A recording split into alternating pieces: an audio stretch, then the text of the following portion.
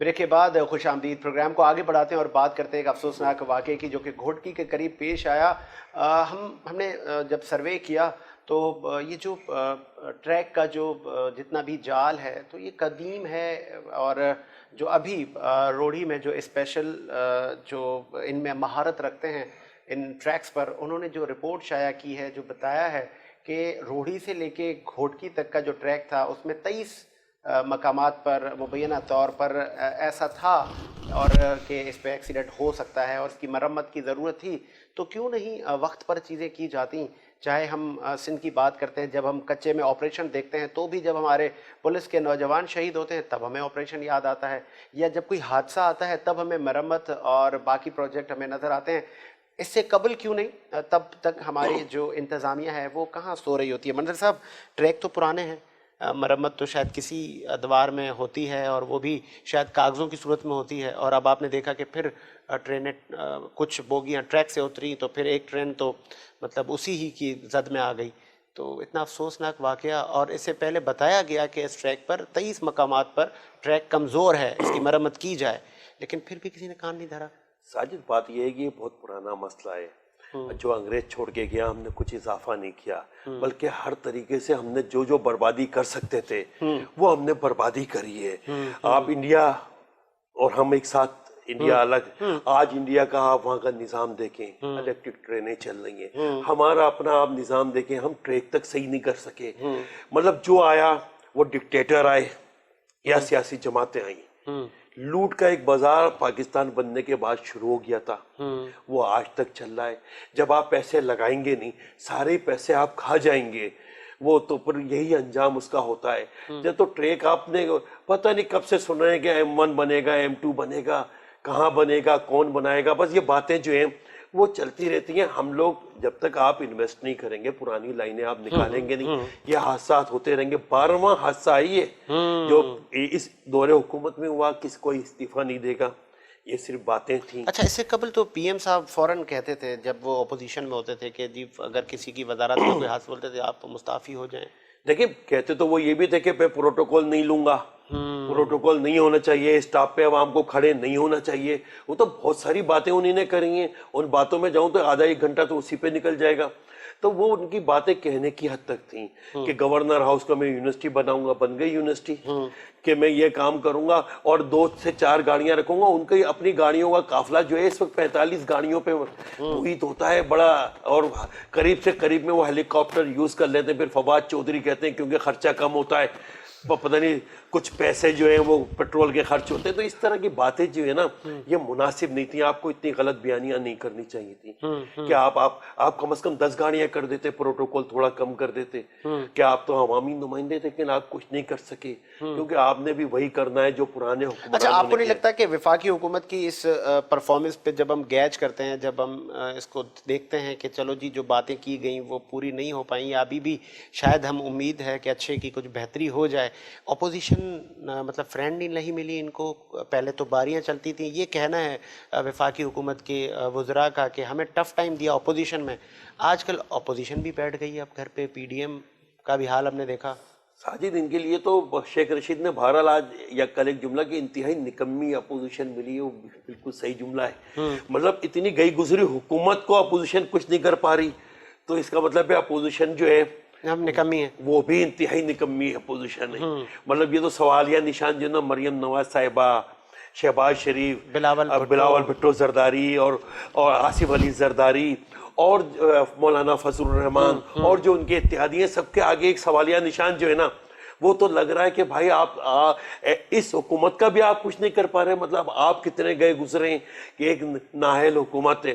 तो अब अभी बहरहाल कुछ भी कहें साजिद, स्टॉक एक्सचेंज में तो बेहतरी आ रही है। अगर 2 साल में ये कुछ कर लिए इन्होंने, कुछ ऐसे बेहतर काम हो गए, चिकन की कीमत भी नीचे आ गई है कई महीने, 1 साल के करीब ऊपर रहने के बाद, वो भी मतलब बेहतरी की तरफ आप अगर ये कोई इसे दूर दराज सिग्नल आ रहा है। दूर भाई स्टॉक एक्सचेंज का देखिए मुझे नहीं मालूम, लेकिन लोग देखिए स्टॉक एक्सचेंज ऊपर तो गया है, रिकॉर्ड हुआ है। अब वो सट्टे पे हुआ है। देखिए मैंने तो कोई कॉमर्स रिपोर्टर तो हूं नहीं कि मैं आपको बताऊंगा सट्टा लगा हुआ है या नहीं लगा है। भाई जो सिग्नल है वो तो ये बता रहे हैं कि हाँ भाई ये स्टॉक एक्सचेंज जो है ये ऊपर जा रहा है और अगर इसी हिसाब से ये आखिरी 2 साल कुछ काम हम छोटे मोटे कर गए तो ये एक दफा फिर खतरा जो है ना वो तो बन जाएंगे। बेहतरीन, आगे बढ़ाते हैं। अली मंसूर साहब, लॉ एंड ऑर्डर की सिचुएशन भी हमने देखी, बिलखुसूस कराची या सिंध के दूसरे शहरों में स्ट्रीट क्राइम अभी भी मतलब लोग तो अब तो घरों से भी आके डकैत मोबाइल छीनने पहुंच जाते हैं लोगों को। और फिर हमने सुपर हाईवे पे एक निजी सोसाइटी के हालात भी देखे कि वहाँ पे भी धावा बोला गया। अच्छा, पॉलिटिकल पार्टीज बजाय इसके कि उस पर पानी डाला जाए, हर कोई, आपको नहीं लगता कि अपने चूरन बेचने आ जाता है कि जी महाजिर के साथ ये हो गया, फलां के साथ ये हो गया, फलां के साथ ये हो गया। हम एक कौम की बात क्यों नहीं करते, हम पाकिस्तानियत की बात क्यों नहीं करते, वन नेशन की बात क्यों नहीं करते? आज भी आपको लग रहा है कि ये जितनी पॉलिटिकल फोर्सेस हैं ये मतलब कार्ड यूज़ करती हैं पार्टिकुलर कि हमें वोट कैसे मिले? परफॉर्मेंस की बेस पर तो वोट होना चाहिए ना। साजिद भाई, कल जो सानिया हुआ है एक, इसकी सख्त अल्फाज में पहले तो करते हैं मजम्मत, क्योंकि देखें जो भी निजी सोसाइटी का मामला है, उन लोगों से जो भी मुजाहिरीन आए थे तो ये इनका पर्सनल एक मामला था ना, ठीक है। बात है कि इसमें पाकिस्तान मुखालिफ नारे भी लगाए गए, ठीक है। मैं तो ये बड़ा शॉक्ड हुआ, कल मुझे बड़ी तकलीफ भी हुई, इसी वजह से मैंने एक वीडियो भी वायरल करी थी कि पाकिस्तान ना खपे का लोग नारा लगा रहे हैं। हमारी फोर्सेस, हमारे हुकूमती इदारे, हमारे हसास इदारे वो कहाँ थे?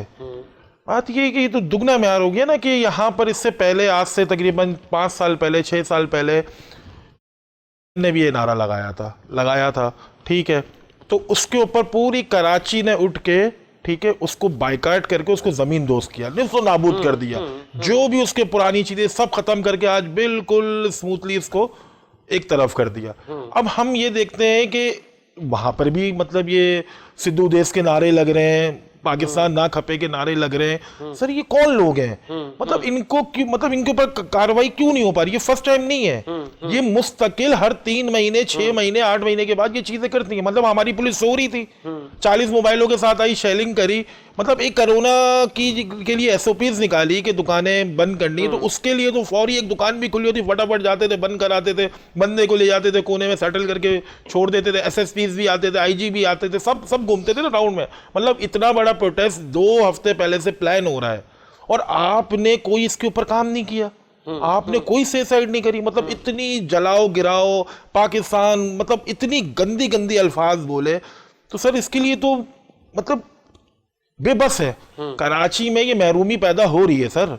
बात ये कि पहले जिस इंसान ने नारा लगाया था वो दहशतगर्द है, वो जो भी है, उसको हमने बाइकाट किया ना, क्योंकि इसी का ही बलवा हमारे ऊपर ही आया ना भाई। यहाँ की आवाम को वोट देती थी ना। बात ये कि उसने जब गलत काम किया तो इसका जो है इसकी सजा इस आवाम को मिल रही है ना। और आज भी हम जो है खड़े होके पाकिस्तान जिंदाबाद बोलते हैं और हमेशा से बोलते रहेंगे, ताकि क़यामत है वो। भाई हमने ही, मतलब हम ही हिजरत कर आए ना, सबसे ज्यादा कुर्बानियां दी ना इस पाकिस्तान को बनाने के लिए।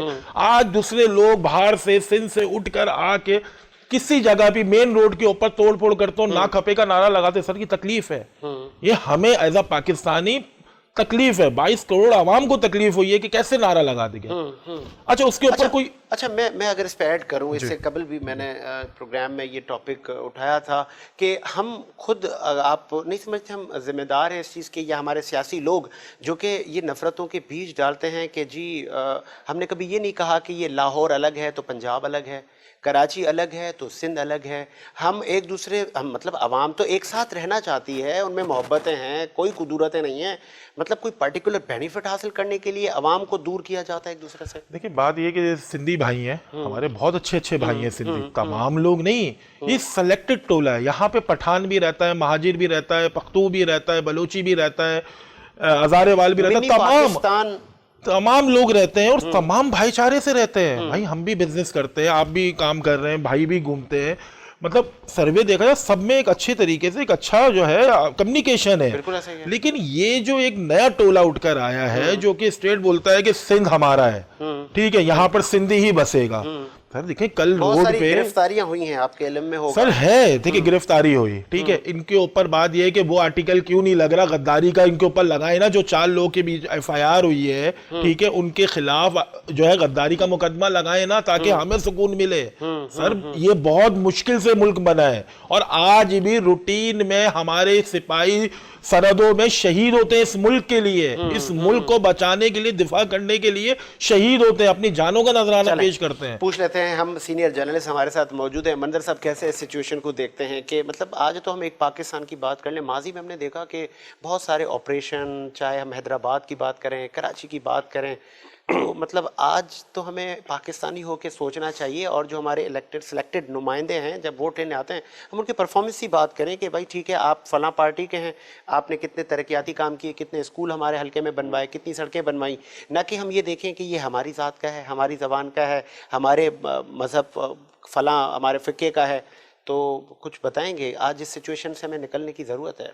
देखिए साजिद, यहाँ पे जो है ना पीस पार्टी और MQM का जो है ना, ये कौम परस्ती दोनों जो हैं वो कर रहे हैं, उनको सिम कार्ड यूज करते हैं। अच्छा, अगर दोनों का चूरन मतलब इसी पे बिक रहा है? इसी पे है, क्योंकि उसके अलावा उनके पास कुछ है नहीं, कुछ देने को नहीं है, वो भी कुछ नहीं दे पाए। वो सिम कार्ड जो है वो यूज करती है पाकिस्तान पीस पार्टी जो है, उसने उसको अंदाजा है कि बस ये वाहिद कार्ड है जो उनका जो है ना जो वैलिड रहता है, जब वो कहीं हर दौर में चलता है, हर दौर में चलता है। तो ये तो आपको पता है। तो उनको जिस वक्त गोट मलिक रियाज साहब बन रहे थे गोटों को वो ले रहे थे, उस वक्त पीस पार्टी खामोश थी, खामोशी से वो हो रहे थे, वो पूरे गोट ले रहे थे। बिल्कुल ऐसा ही है, ले रहे थे, ये खामोश थे। अच्छा, एक फाइल 4 करके बहरिया टाउन वाले बेच रहे थे, वो ज्यादातर कराची वाले रह रहे थे, सारी कौमियतें ले रही थी, एक प्लाट 4 दफा बन रहा था। उस वक्त MQM खामोश थी। आप समझ रहे हैं? आज MQM ने बहरिया पे जाके प्रेस कॉन्फ्रेंस कर ली, इतनी उन्हीं ने जाके एहतजाज कर लिया, जलाओ घेराव कर लिया। उनकी आशीर्वाद थी ना, ऐसा तो नहीं है ना। इनको 1 हफ्ते पहले से पता था कि वहां क्या होगा, हुकूमत सो नहीं रही होती, साजिद सब पता होता है। सुना तो कोई नाराजगी भी चल रही थी, तो नाराजगी की सजा जो है ना वो भी दे दी जाती है ना। तो जलाओ घेराव कर दिया, अरबों रुपए का नुकसान अच्छा, कर दिया। जलाओ घेराव में आपको क्या लगता है कि कौन सी कुव्वत है मुलविस है? नहीं, या ये पूरा प्लान था? देखें वो प्लांटेड था पूरा कि भाई ये होगा, इस तरह से इसको जलाया जाएगा। उसमें सब जो है ना, वहाँ के जो बहरिया टाउन है वो भी उसके गार्ड कहाँ थे भाई? आखिर तुम्हारी भी फोर्स थी, वो कहाँ थे? तो ऐसा लग रहा था जैसे ना सब मिली भगत जो होती है, कोई बंदा ही नहीं था, कोई इंतजामिया ही नहीं थी। बात जगह जो है ना मिली भगत से होता है ना, पुलिस बाहर खड़ी हुई है, उनको इजाजत दे दी गई है, तो कोई ना कोई तो होता है जो पूरा कहे कि भाई आपने कुछ नहीं देना। जैसे 12 मई हो गया था, 12 मई में 40-50 आदमी शहीद हो गए, किसी को कुछ पता नहीं चलो, आज तक ना उसकी तहकीकात आ पाई। तो बस ये इसी तरह हुआ कि वो लोग चले गए, हुकूमत को पता होता है ये क्या करेंगे। तो हुकूमत अब आपको लग रहा है कि इन्वेस्टिगेट करेगी? अबे इन्वेस्टिगेट क्या करेगी? आपने रेंजर्स को भेजा क्यों नहीं था भाई? मैंने आपसे, आपकी हुकूमत थी, आपने DG रेंजर से CM को राब्ता करना चाहिए था कि वहाँ हजारों लोग जमा हो रहे हैं, नुक्से अमन का खतरा है। आप जाके वो तो शुरू का इलाका अंदर घुस जाते तो फिर तो आबादी पे हमले हो जाते। ये तो एक फसाद, कमर्शियल एरिया था, अभी कमर्शियल एरिया था। कमर्शियल एरिया तक भी आपने जाने की इजाजत क्यों दी? और रेंजर्स को आपने वहां क्यों नहीं बुलाया? तो अब तो पता नहीं कौन सा गेम हो जाता है। असल में बास वक्त तो हमको भी नहीं पता चलता कि क्या हो गया है और किसने ये कर दिया है। अब FIR काट रहे हैं, अब आप कुछ कर रहे हैं, तो अब ये तो अब... अच्छा, इस माहौल को कैसे देख रहे हैं कि जो ये अचानक माहौल क्रिएट हो जाता है जबानों का, इनका? देखिए ये तो शेर, कब निकले, ये शेर के लिए भी खतरनाक है। मैं वही कह रहा हूं कि हम नफरतों के बीच, नफरतों के बीच है ना बड़ा नुकसान हुआ है। इन्हीं ने अल्ताफ हुसैन साहब का जिक्र किया, उन्हीं ने भी कत्ल हो, मतलब उन्हीं ने भी क्या किया। शहर में अमन तो अब अमन बहाल हुआ है, तो फसाद तो कोई भी नहीं होना चाहिए। देखें, ना महाजिर पठान में फसाद होना चाहिए, ना पंजाबी महाजिर होना चाहिए, ना सिंधी महाजिर होना, ना किसी भी हर किस्म के फसाद की मैं मजम्मत ही करता हूँ ना। ये एक पाकिस्तानी उससे निकले कैसे? कोई फार्मूला बताए ना, इन चीजों से हम निकलेंगे कैसे? हम एक पाकिस्तानी कब बनेंगे कि एक पाकिस्तानी सोच रहा हो और वो परफॉर्मेंस पे की बात कर रहा हो कि बस जी अब ठीक है हम सब पाकिस्तानी? देखिए महाजिर जो है ना, उर्दू स्पीकिंग सिर्फ सिंध में तो आई नहीं है, बिल्कुल ऐसा ही है। मुल्तान में भी हम बहुत बड़ी तादाद में, हम पंजाब में भी बहुत बड़ी तादाद में मौजूद हैं। वहाँ हम पंजाबी बन गए, वहाँ हम पंजाबी बन गए, यहाँ हम सिंधी नहीं बन सके। तो ये दोनों कौमियतों के लिए जो है ना वो सोचने की बातें, सारा कसूर सिंधियों का नहीं है, कुछ तो ज्यादतियां हमने भी करी होंगी। अब अगर वो ज्यादतियां कर रहे हैं तो उनको भी सोचना चाहिए कि भाई कोटा सिस्टम जो भुट्टो साहब ने दिया है, आप उसी हिसाब से नौकरियां दे दें उर्दू स्पीकिंग को, कराची के शहरियों को। उसमें पश्तून भी शामिल है, पंजाबी भी शामिल हैं, जो शहर में सिंधी आए हुए हैं वो भी शामिल हैं, लेकिन कोटा सिस्टम पे तो आप अमल कर लें, कम से कम आप इतने ही इंसाफ कर दें। इतनी बेमानी मत करें कि आम आदमी जो है ना वो सोचे कि यार भाई जो मेरा बच्चा है वो पढ़ा लिखा होके जो है फूड पांडा चला रहा है, बाइकिया चला रहा है, और कोई जो है आके इंटर पास है वो नौकरी खा रहा है। तो ये पीस पार्टी को भी सोचना चाहिए कि ज्यादती की ना, कोई भी ज्यादती हद से ज्यादा हो तो वो बगावत को जन्म चले दे देती है। प्रोग्राम में ब्रेक का वक्त हुआ है, ब्रेक लेते हैं, ब्रेक के बाद हाजिर।